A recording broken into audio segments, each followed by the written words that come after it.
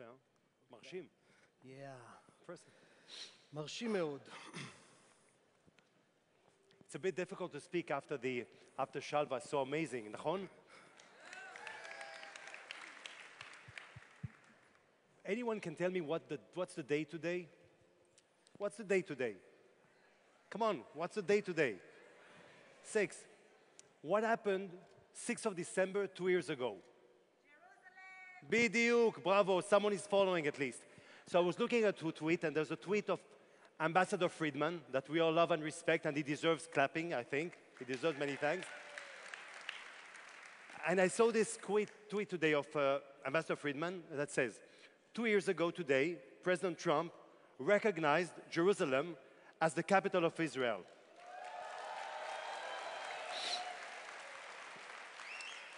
In so doing, the Jewish people, 2,000-year-old unwavering quest to reestablish their holy city was finally realized. I, and millions more, will always be grateful to our president for this courageous and historic act. You can say Toda. Now, this is an amazing way to start, and you all speak Hebrew here, and in Hebrew we say Gilui Naot. I have to be honest with you. I am the editor-in-chief of the Israeli conservative daily newspaper, which happens to be also the biggest one. And besides me sits the president, the chairman of Meretz party. Left. No, no boo, no boo, no boo, no boo, no boo. Exactly. And let me continue. This gentleman, and look how life is beautiful. Guess who's my best friend in the Israeli Knesset? ניצן הורוביץ. This is how it happens to be. And, and my question to ניצן, because here I have to interview him, how do you respond, or how did you respond? I like your socks. Like my socks. How did you respond to the recognition of Jerusalem as the capital of Israel by President Trump 2 years ago? Like me, did you open champagne? Did you go and have party? Or like a good lefty, you said, oh my God, oy vavoy. Well, we didn't open champagne bottles, but Jerusalem is the capital of Israel. And now I'll say something that you would not like, but it's also the capital of the future Palestinian state.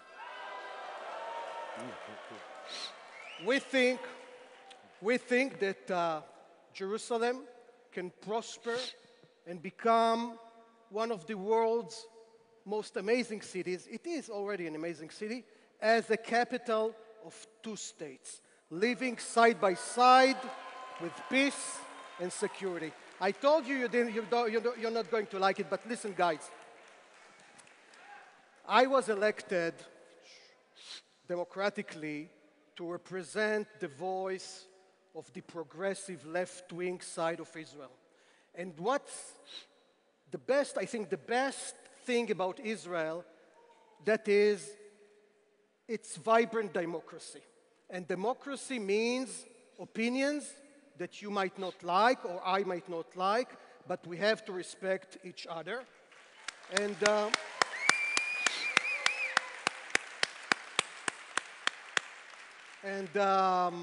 as it happens, if we talk about the Israeli-Palestinian conflict, many Israelis, maybe half, maybe less, maybe more, support the idea of the future two-state solution. And so this is not something that you didn't hear about. And I believe that this is the best way to preserve Israel as a Jewish and democratic nation by, Okay. ניצן. ending occupation. First of all, I must be very grateful to ניצן because, as you may see, the only Israeli politician that is here with us today is ניצן הורוביץ. So there are two things, I'm thinking with you. It's either, he's so confident and he's not afraid to leave the Knesset in those rainy days, or he doesn't really care because he's also an excellent journalist. either that. But my question is this, when Benny Gantz's deadline to form a government lapsed, we had a front-page opinion in Israel, a piece titled, "We've had it. When you make a decision, let us know." So I'm not intending to talk to you about are we going to have elections and the date and when and government and Lieberman and not Lieberman and Netanyahu, not Netanyahu. I mean, honestly, you don't know. I don't know. Nobody I'm not knows, sure that yeah. he even knows. I'm not Nobody sure that he's knows. even following. But I would like to talk to you about other things. I would like to talk to you about really ideological matters, about the Israeli left. And there are three things that come to my mind. One is, of course, the Arab-Jewish relations, the state and religion in Israel, very important, and of course, the Palestinian-Israeli conflict that we started talking about. Yeah. And my first question would be, and look, I even prepared because I respect you. Look, I really made my homework. Of And course. many on the left want a reconciliation government, Arab and Jews together. Yeah. And many had hoped that the joint Arab list would support Benny Gantz indirectly, allowing him to create a minority government. Yeah. But the Arab members of the Knesset have a clear agenda. Well, they oppose Zionism and Israel's Jewish character, and we can also talk about their problematic statements on Palestinian terrorism. So ניצן, how can a Zionist government that wants to run a Jewish state in the spirit of Zionism can function when it relies on such groups, especially during times of crisis, and as I know you as a real Zionist ever since we were this high?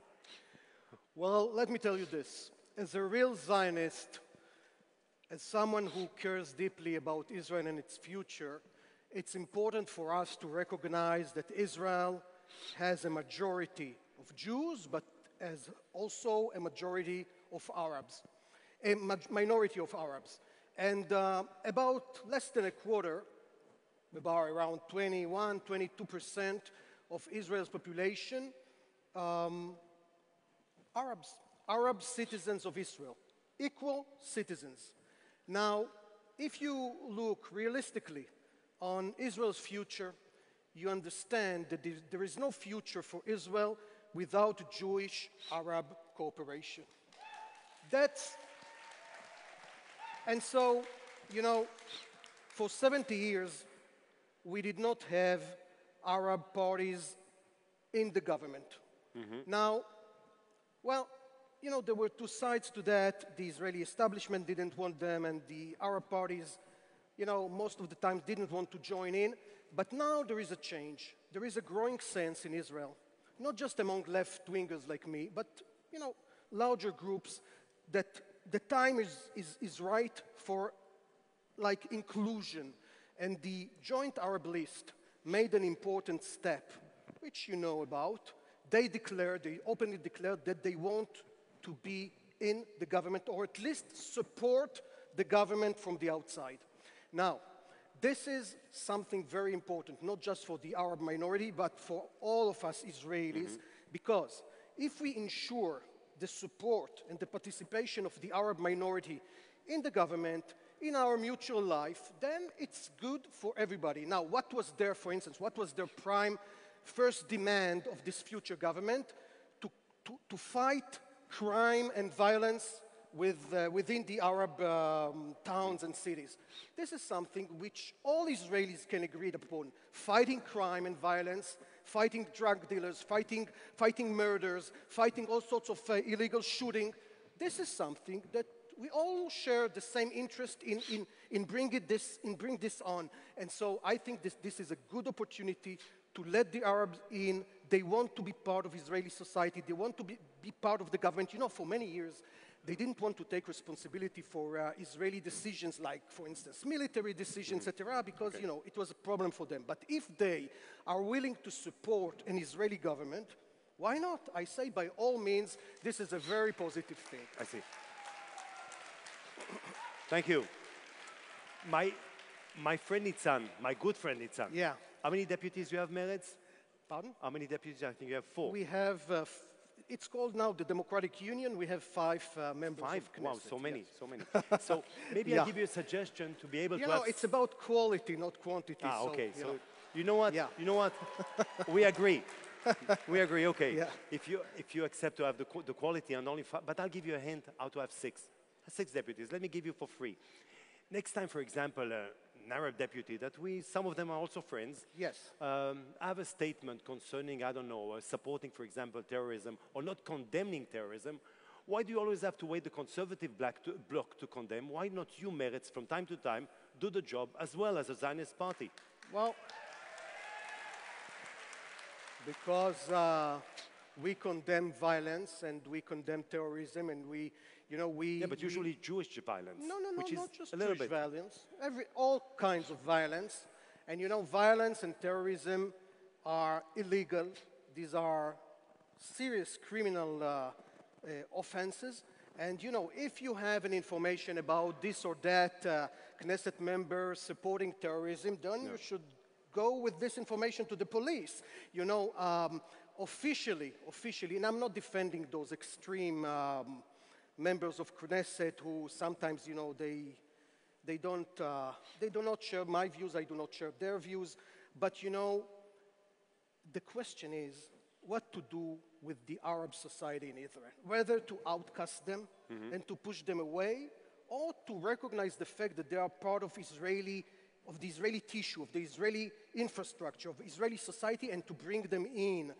And yes, they're not Jewish, they're not Zionist, they're Muslim or Christian, they don't like the Zionist idea, okay, but if they're willing to cooperate with us on matters of society, on matters of economics, on matters of, religion, on matters of transportation, health, go to each and every Israeli hospital. Arab doctors and Arab nurses and Arab pharmacists, and you have, accountants and high-tech professionals. They're everywhere, and they should be part of the government. And now, yeah, not everybody.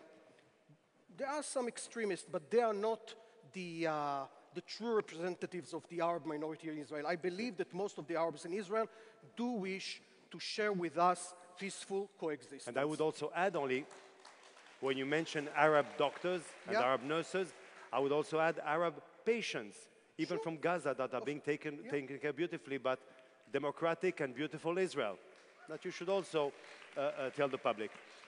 Now I have another question. We don't have a lot of time. I asked how long do we have? They said 15 minutes. I said only 15 minutes with ניצן הורוביץ. He's so clever.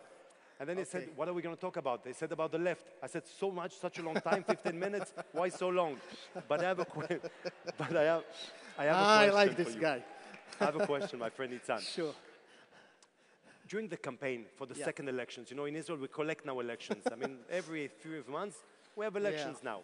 So in the previous ones, you remember the ones in September, I think, not April.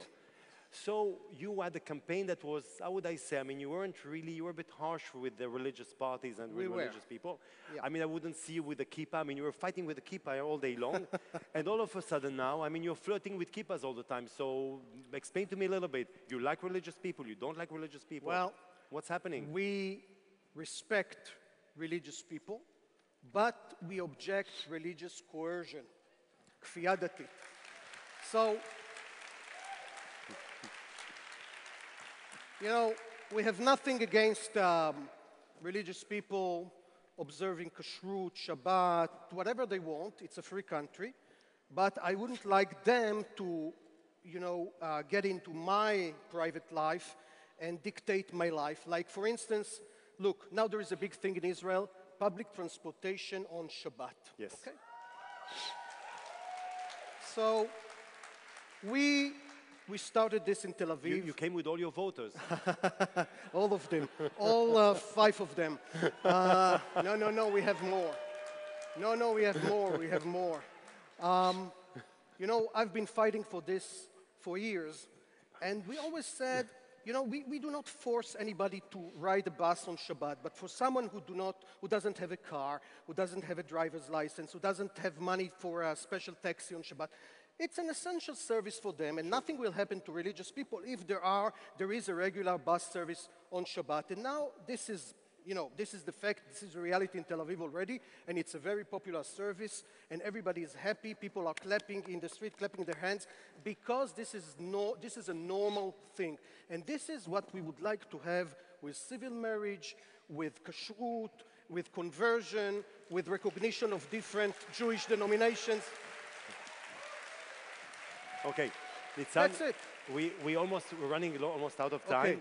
And I need a question concerning Israel-Arab world relationship. Yeah. I remember in Mauritania, when I was ambassador, you were one of the only ones to come and visit me.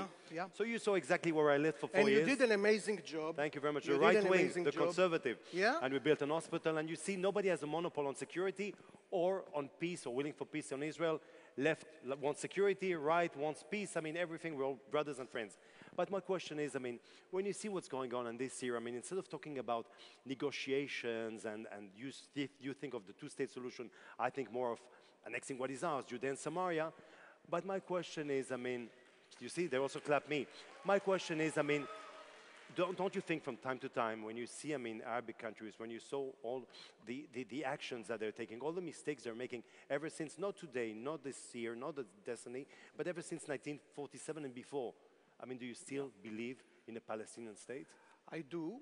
I think this is the best thing for Israeli interests. I'm not doing this as a favor for them. It's not because I like them or I do respect them, but I do this, I support this because it's for Israel's vital interest to end occupation and to have a peaceful Palestinian state side by side. Now let me tell you. Wait. But you know. Every time a rocket falls. Just a second. You know. On the south. It's been 40 years that we have actually a positive experience with peace treaties with countries around us. First with Egypt, and then with Jordan, the pull out of Lebanon, and now the agreements with the Palestinians. If you look at Israel's history, you realize that those peace treaties and this normalization of relations with us, between us and our neighbors, this enabled Israel to become prosperous and more strong and stable country. And now, the last, let's say, the last madrigal, the last step should be solving the internal bleeding conflict between us and the Palestinians. Now, look, it's a hard thing. I know, it's hard for both sides. I do understand this. I really understand this. But we all have to realize that there are two peoples. It's not just us. Annexing the occupied territories with millions of Palestinians, letting them in Israel, this would be the end of the Zionist dream as a Jewish and democratic nation, because annexing millions of Palestinians would make Israel nor Jewish nor democratic, neither democratic. Thank you, ניצן. Only to conclude, because we're running out of time, for me it's a bit difficult, I'm sorry, to think about annexing what is mine, but I will only say one thing. I love listening to my friend ניצן, and every time I listen to him, I wonder, if he's so right, how come so few of you are left? Well. Anyway, תודה רבה. Wait. חיבוק. Sure.